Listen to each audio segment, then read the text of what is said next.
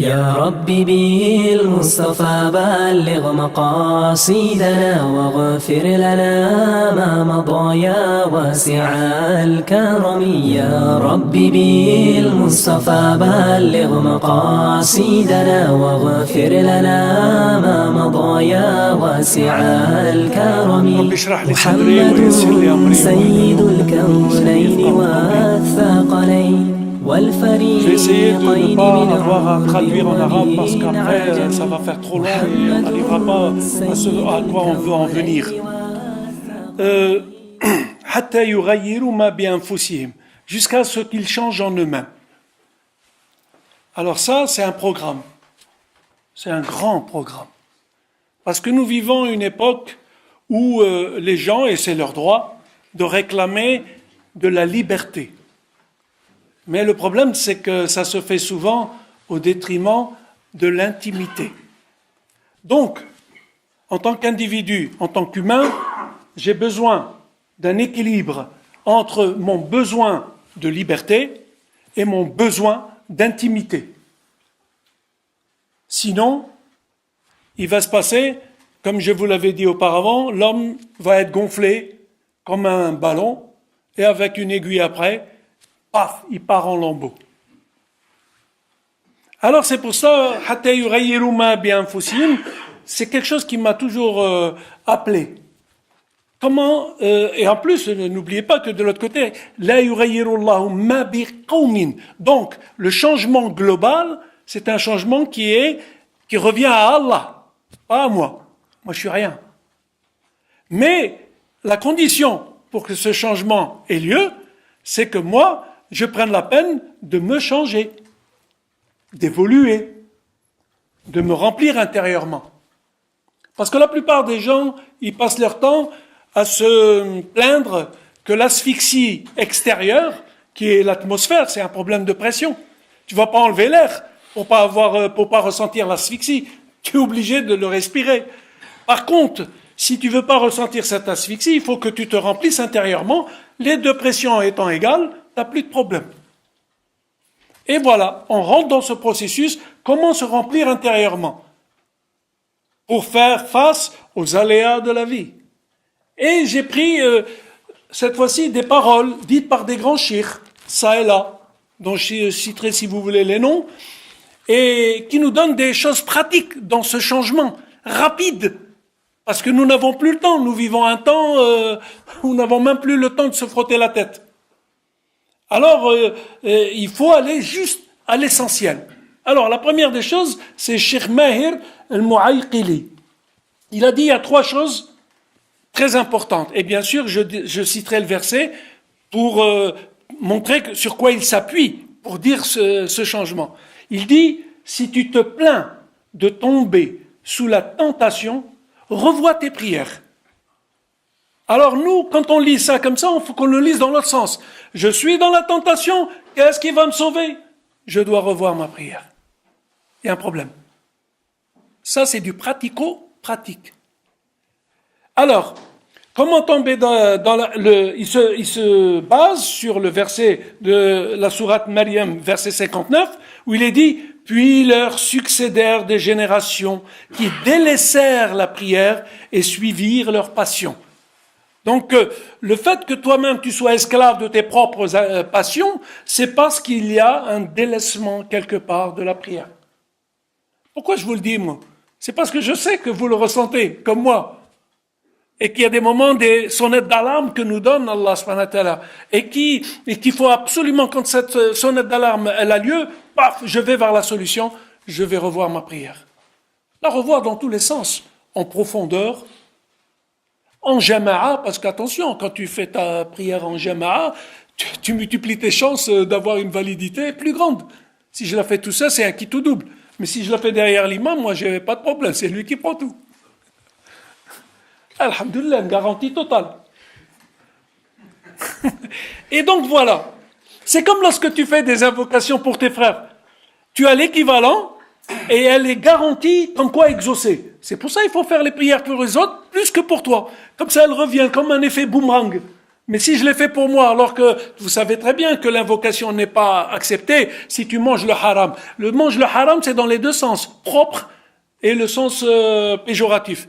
C'est-à-dire, manger le haram au sens où tu manges des choses illicites, mais manger le haram au sens où tu es corrompu, au sens où...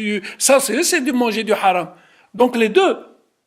Et voilà comment, des fois, c'est plus facile de faire une invocation pour ses frères et sœurs, et en retour, il y a un melek qui va s'occuper du retour. Alors, pourquoi ça? Justement, je passerai à la deuxième page, vous verrez pourquoi je dis tout ça. C'est pas moi qui le dis, c'est Cheikh Sha'rawi rahimahullah.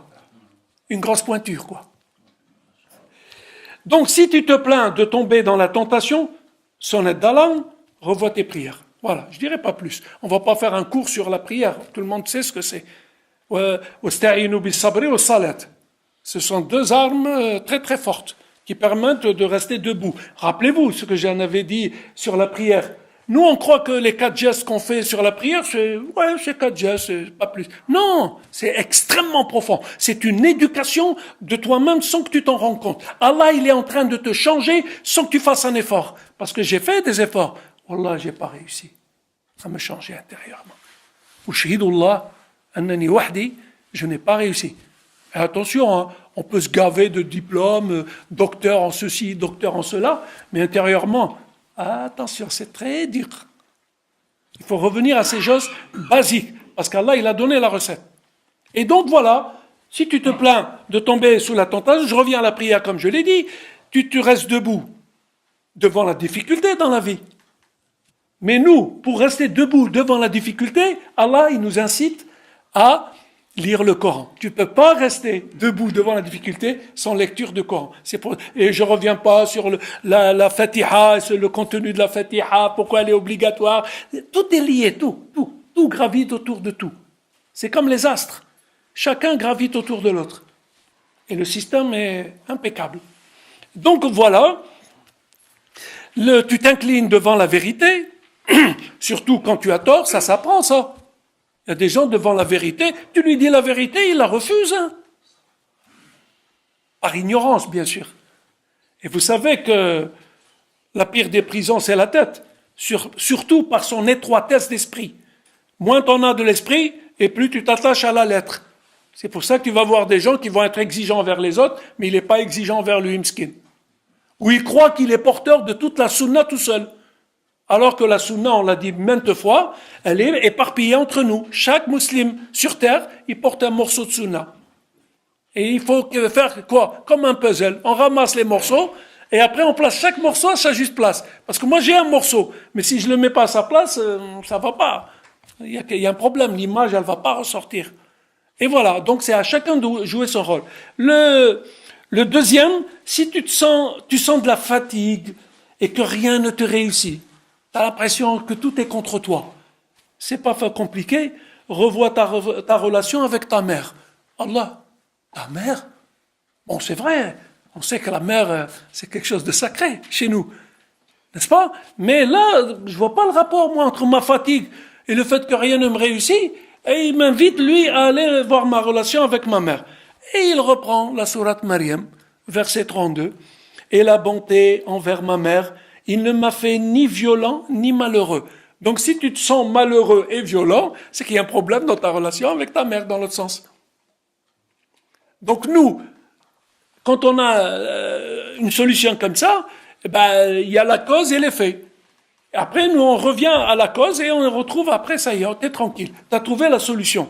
Donc, revois ta relation. D'ailleurs, je suis persuadé, wallahu alam, que quand Allah subhanahu wa ta'ala, il parle de l'adoration d'Allah, et après, il nous incite à la bonne relation avec nos parents. C'est comme la prière, je l'avais dit une fois. Comment moi, Hamza, je vais savoir que pendant 30 ans ou 40 ans que je fais ma prière, je vais savoir que ma prière, elle est acceptée. C'est compliqué, j'ai pas un appareil. Mais il nous a donné, Allah subhanahu wa ta'ala, ce que j'ai appelé, rappelez-vous, un salatomètre. C'est un appareil qui permet de mesurer le degré de validité d'une salade. C'est quoi? Tanha anil fahsha'i wal munkar. Ah, donc si je veux savoir, moi, si ma prière elle est acceptée, je vais mesurer mon degré de turpitude et de blâmable. Combien de fois j'ai dévié? Quel est l'angle de déviation?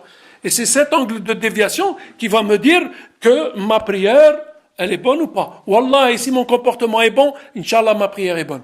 La même chose, la relation avec Allah subhanahu wa ta'ala. Comment moi, Hamza, pendant des années, je vais savoir qu'Allah subhanahu wa ta'ala, il m'a accordé son agrément. C'est pour ça qu'il a mis les parents tout juste après. Eh bien, tu le mesures avec ton degré de relation avec tes parents. Si tu as une relation saine avec tes parents, Inch'Allah, moi je suis persuadé que ta relation avec Allah est bonne. Vous voyez? Alors, il ne faut pas rester dans la théorie, dans l'enchantement, dans l'angélisme, mais revenir toujours à notre petitesse. Nous sommes de faibles humains. Et l'islam nous permet de demeurer humains. C'est pour ça que moi je suis accroché à l'islam. Parce que si je ne suis pas accroché, j'aurais du mal à demeurer humain. Surtout quand je vois autour de moi beaucoup de choses pas évidentes. Donc voilà, si tu ressens de la fatigue et que rien ne te réussit, on dirait que tout est contre toi, revois ta relation avec ta mère et la bonté envers ma mère. Il s'agit de Isa alayhi salam, Jésus. Il ne m'a fait ni violent ni malheureux. La troisième, si tu ressens un étau, on dirait que tu es serré, une angoisse. Si tu ressens ça, revois ta relation avec le Coran. Le Coran, qira'a. Il ne faut pas s'éloigner trop du Coran, il faut qu'il soit toujours présent, d'une manière ou d'une autre. Puisque vous savez que chaque heure qui passe où on n'a pas prononcé quelque chose qui rappelle Allah, on va payer la facture là-bas. Alors, il ne s'agit pas de lire 50 pages, c'est pas ça. Le fait que toi, tu éternues, tu dis Alhamdoulilah, tu es en train de te rappeler Allah. Le fait que tu rentres chez toi, tu dis Bismillah, c'est Alhamdoulilah. Cette heure-là, elle n'est pas comptée, tu as payé la facture. Et voilà. De toute façon, il y a deux façons de payer la facture d'Allah. Parce que toi, quand tu es chez toi, tu consommes de l'électricité. Mais c'est qu'à la fin du mois, quand tu reçois le relevé, que tu te rends compte que c'était trop. Eh bien ici, c'est la même chose avec la relation d'Allah subhanahu wa ta'ala. Tu consommes, c'est bien fait, c'est bien, profites-en, mais à la fin, la facture, elle arrive. Alors, quand le dossier est étudié, qu'est-ce qu'on fait? Il a dit, Alhamdoulilah, bon, dossier classé, ça va, il a payé la facture. Tranquille. Si tu n'as pas dit Alhamdoulilah, il va lui dire, tiens, donne-lui un petit mois de maladie là, laisse-le endormir pendant un certain temps, fais-lui ça, on lui livre ça, ferme-lui les portes là-bas, etc., pour qu'il paye sa facture. Et après, quand tu l'as payé, alhamdoulilah, les choses redeviennent normales. Mais il vaut mieux prévenir que guérir. Parce que il est dit que si Allah te donne un bienfait et qu'après il le reprend, il est très difficile de le revoir une deuxième fois. Et donc, voilà, 3 conseils très simples qui s'adressent à nous par rapport à, aux tentations, comment réagir aux tentations. Revois tes prières approfondies, etc. La fatigue, eh bien, à ce moment-là, tu revois ta relation avec ta mère. D'ailleurs, si tu veux pas tomber dans ce piège, eh ben, dès maintenant, tu améliores ta prière, tu améliores ta relation avec ta mère et tu améliores ta relation avec le Coran, tu es tranquille. Garantie tout risque. On continue. Et là, donc, je reviens à Cheikh Sha'rawi, rahimahullah. Il dit, regardez ce qu'il dit, ça. Et en plus, il le prend d'une autre parole, d'une grosse pointure encore.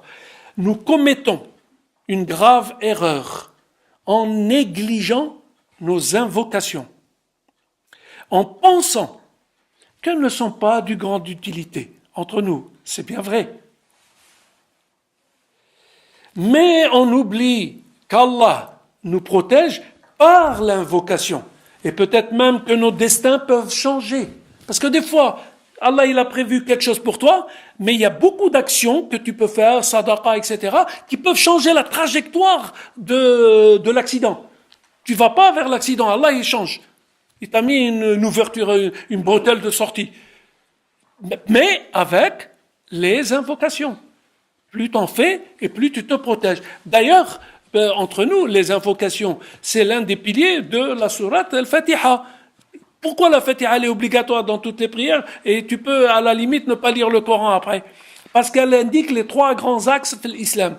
C'est Iyyaka na'budu, et moi je ne traduis pas par c'est toi que nous adorons. Là, ça rappelle pas l'humain.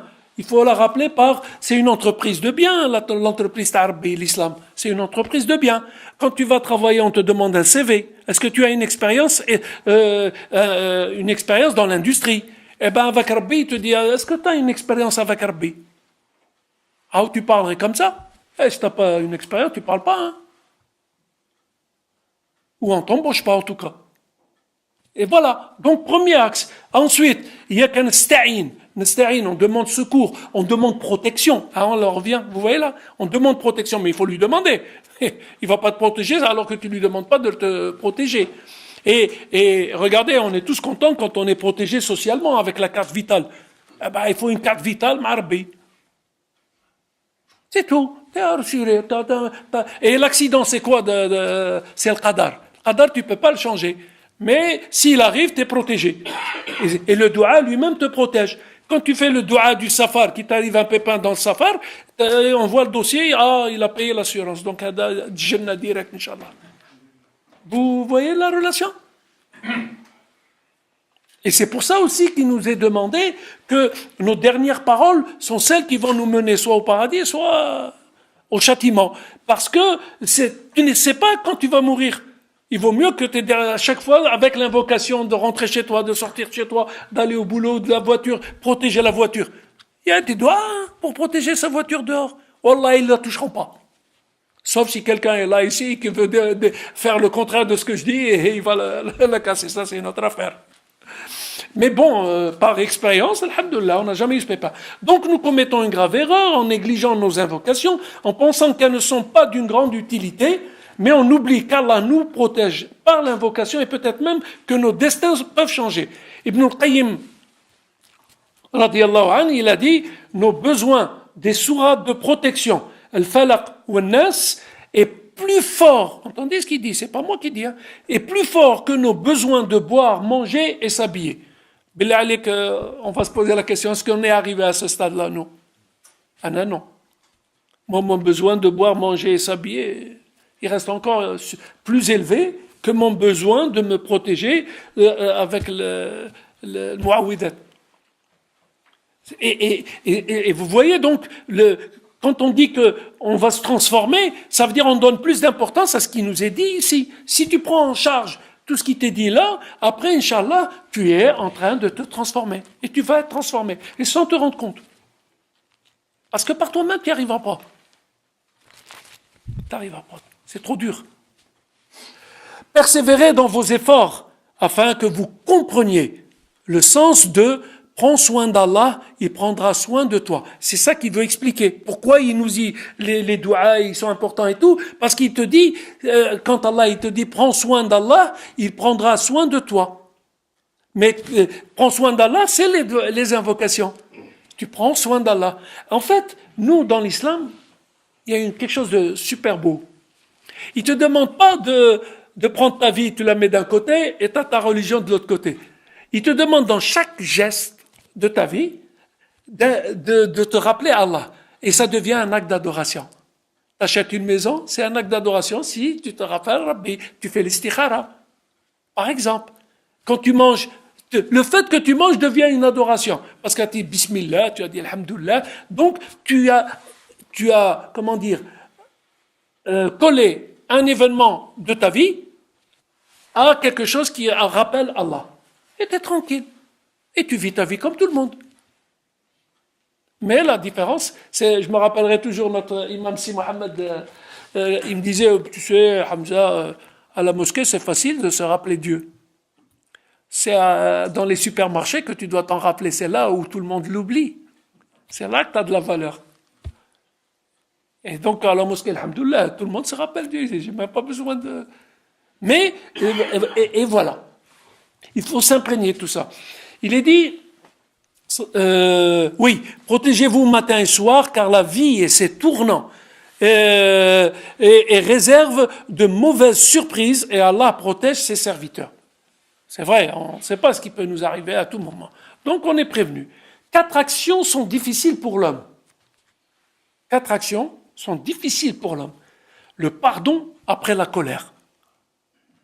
Surtout quand on est chez soi. Rappelez-vous ça. Et subhanallah, quand Allah il évoque qu'il y a une part de nos épouses et de nos enfants qui est un ennemi pour nous, une part, hein. Et j'étais étonné qu'Allah subhanahu wa ta'ala, il évoque un ennemi, et de l'autre côté, mais si vous pardonnez, c'est mieux. Comme quoi, subhanallah, chez toi, la solution, justement, c'est pardonner.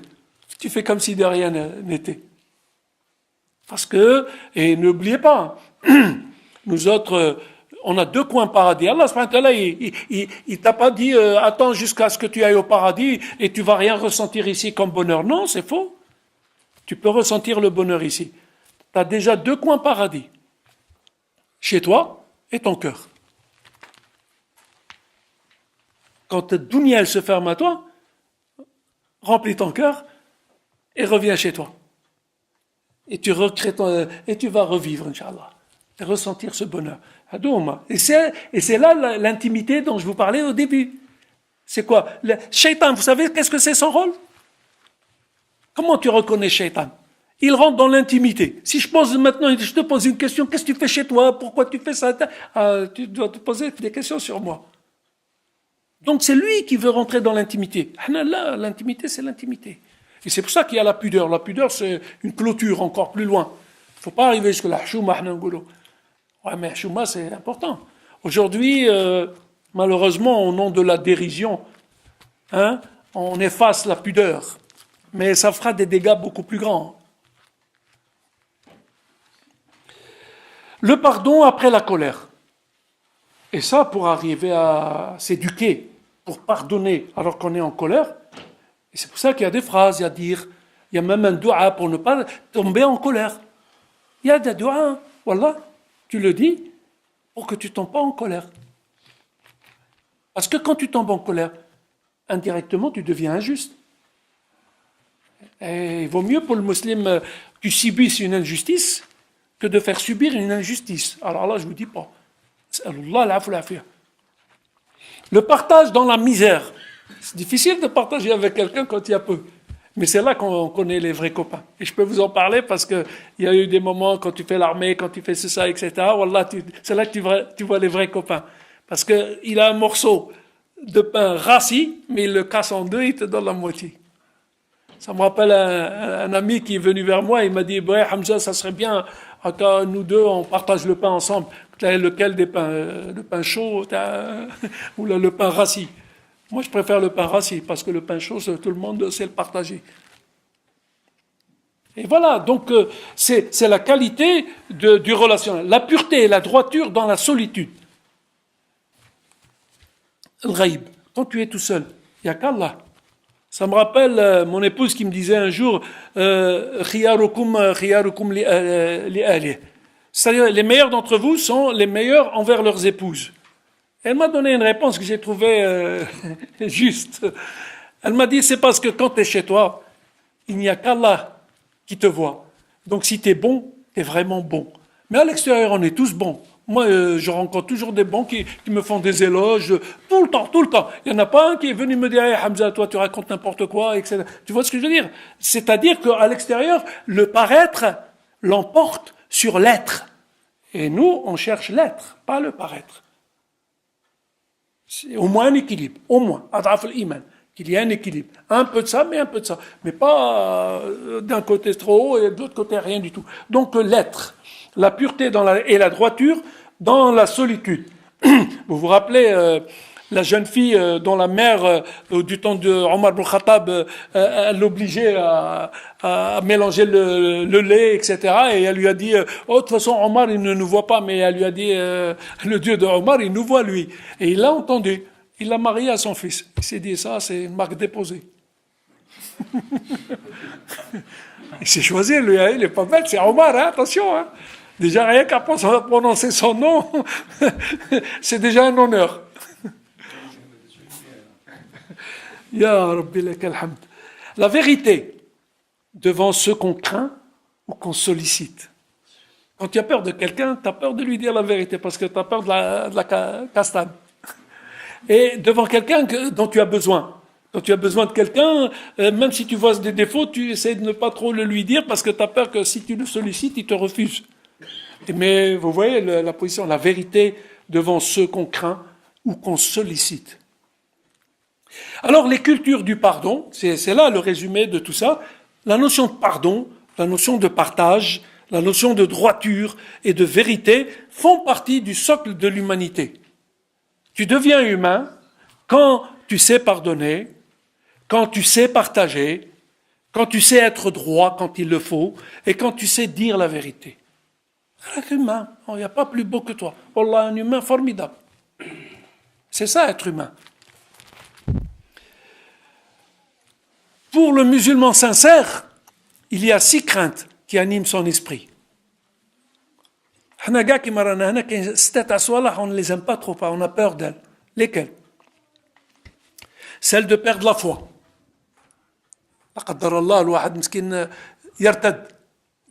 La foi, elle dit, vous savez que la foi c'est comme un tissu, c'est le professeur Hassel qui l'a dit. Donc parfois il faut le nettoyer. Et c'est ce qu'on fait ici. Quand on est ensemble, là, et la rencontre elle-même est une façon de nettoyer la foi, l'iqa, la fraternité, le mahabba. Le mahabba c'est fondamental. Hassan Benna rahimahullah, il a dit, nous avons été créés pour 3 choses. Adorer Allah, nous aimer entre nous, et aimer le bien pour l'humanité entière. Ça y est, ça suffit. Alors, ce qui m'étonne, moi, c'est que on entend certains parler du bien de l'humanité, alors qu'ils ne s'aiment même pas entre eux. Non, il y a quelque chose qui cloche là. Toi, tu ne sais même pas aimer tes frères, tu me parles d'aimer le bien pour l'humanité. Impossible. Donc voilà, c'est des cercles concentriques. En islam, nous, c'est toujours... Même les mosquées, c'est des cercles concentriques. Il y a la mosquée de la rue, celle du quartier, celle de l'Eid, celle de l'Jumu'ah, vous voyez, c'est la portée du rayon d'action, c'est ça. Eh bien, dans tes actions de tous les jours, c'est la même chose. Commence par toi-même, après c'est ton entourage, après tu agrandis le cercle, et c'est après que tu peux aller plus loin. Donc, celle de perdre la foi. Alors, une question se pose ici, parce que quand on voit tout ce qu'on voit autour de nous, on a l'impression que nous, en tant que musulmans, on revendique une foi. On revendique une foi. Mais c'est un piège. Parce qu'il y a ceux qui dénoncent, et il y a ceux qui annoncent. Et revendiquer une foi, où est-ce qu'il nous est demandé de la partager?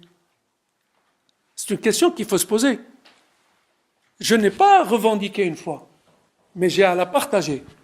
Moi, il y a des lieux où je vais, alhamdoulilah, dans la cantine, on a tellement tissé des liens formidables que les gens me disent « Ah, Hamza, c'est pas pour toi ça. Le mec là, elle n'est pas bonne pour toi. » Voilà, t'es français, m'sakin. Mais il y a des lieux où c'est pas arrivé, mais je ne dis rien. Je dis « Donnez-moi ça, ça. Merci beaucoup. » Et je le prends et je pars. Je revendique rien du tout. Et c'est pour ça, d'ailleurs, il y a le CM. Pourquoi? Justement, pour que tu résistes, non? Et d'ailleurs, pour revendiquer, c'est facile. Encore faut-il aller, vous le savez bien, commencer quelque chose, c'est facile, mais aller jusqu'au bout du projet, c'est dur, hein? Celle du non-effacement de ces mauvaises actions. Quand j'ai fait des péchés, il faut avoir peur, et on a peur, que ces péchés ne soient pas effacé. Mais, subhanallah, dans le Coran, il est dit Atbi'i sayyi'ata hasanata tam'uha. Wallah, quand je le lis, le verset, je respire. Parce que c'est une chance. Sinon, ça serait grave pour nous. Comment je vais faire effacer mes péchés? C'est pas évident. Mais là, tu fais suivre par quelque chose de mieux et il l'efface.